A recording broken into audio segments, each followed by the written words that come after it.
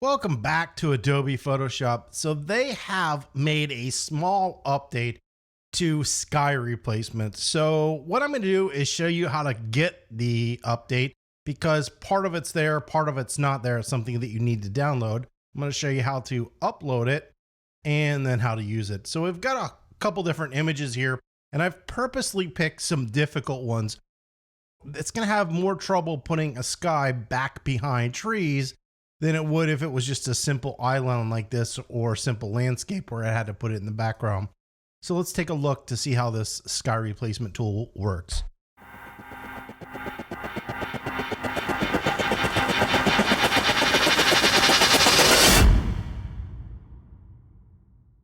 The first thing you're going to do is you're going to go up here to your edit menu, click on that, and then drop down to sky replacement. All right, so this is our sky replacement tool. Now these are your most recent skies that you use, and you can see it automatically replaced it. And just off the bat like that, it looks really good. Now what we want to do is look at what's new. So we're going to come in here and we're going to click on this little arrow right here, and that's going to bring up this new window. And these are our skies that we have available. Then you're going to come over and click on this gear. Now we have something new, which is called import skies from images or from sky presets. Now, to get the sky presets, you're going to need to download those. So we're going to go down here to where it says get more skies, and we'll click on that. And it's going to go ahead and launch the Adobe Creative Cloud. And right here on this page, you can says pick your perfect sky with Adobe Photoshop. So let's scroll down and you can see they've got different types of skies that you can download. Now you can see down here, I've already downloaded everything for us. So we can flip on back over to Adobe Photoshop. Now to add these, all you're gonna need to do is click on this arrow once again, and you're gonna click on the gear icon right here again. And this time we're gonna go to import skies from sky presets. Now we're going to navigate to my downloads folder and scroll down to the bottom here. And you can see right here, I'm going to go ahead and shift click and select everything that says SKY. Those are the presets that we want. We're going to go ahead and open those and it's going to load those, and bam, just like that. We've got sunsets pack, storms pack, spectacular, blue skies, night skies, everything that we wanted. And if we want to see what those look like, so if we want to see what storms looks like, we can open that and scroll through.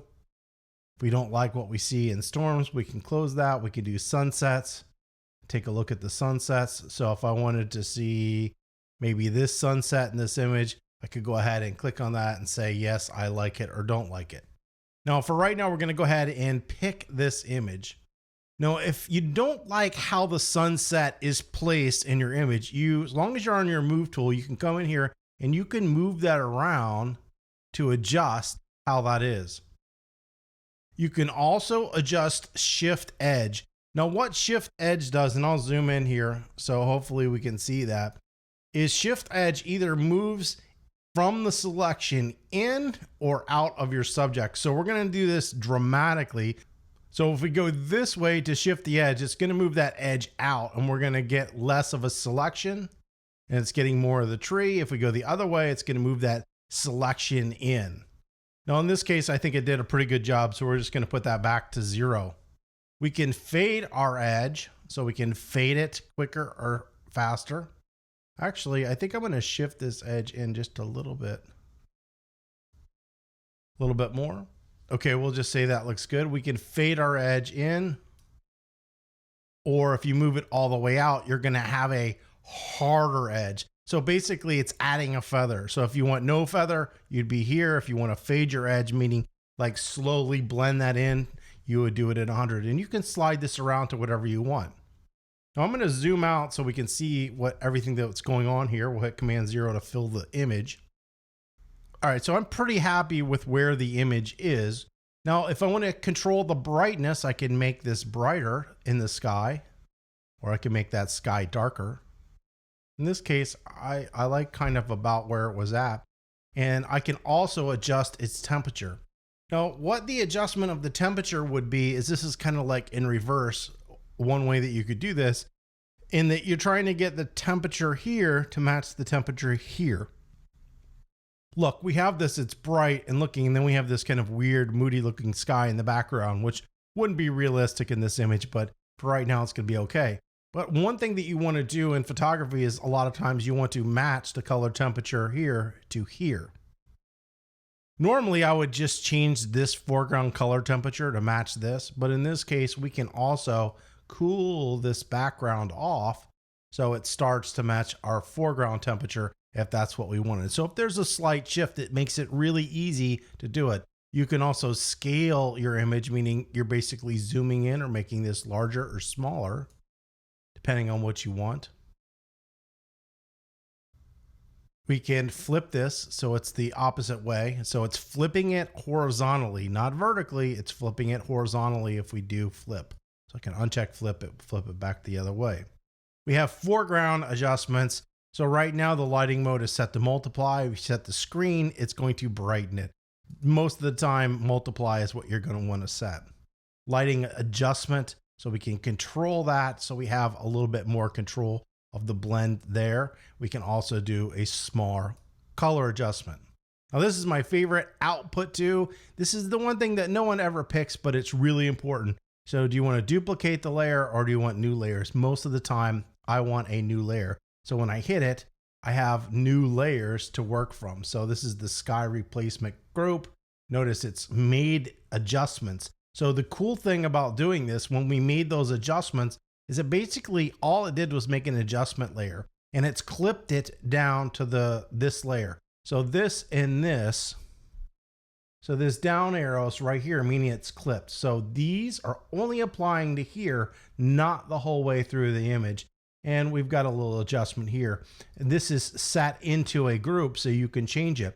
Now right here, it says sky brightness. So I can click on that. I can go right into my brightness layer and I can change that if it's not perfect. So you have a lot of control over what's going on. So this is one of the really cool things with sky replacement tool is not only are you replacing the sky, but you're also being non-destructive, meaning you've got all the adjustments and masks right here to play with. So let's go over here to this image. Now this image is horribly over sharpened. So whoever did this image way over sharpened this image. So if you ever wondered what a over sharpened image looked like, it's this image right here. But let's go ahead and replace the sky and see how well it works. So we will go up to edit, go down to the sky replacement tool. Now remember, it's going to pick the last tool that we picked.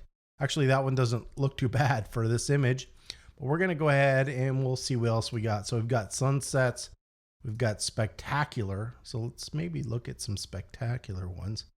That color spectrum looks pretty good. It's a little cool.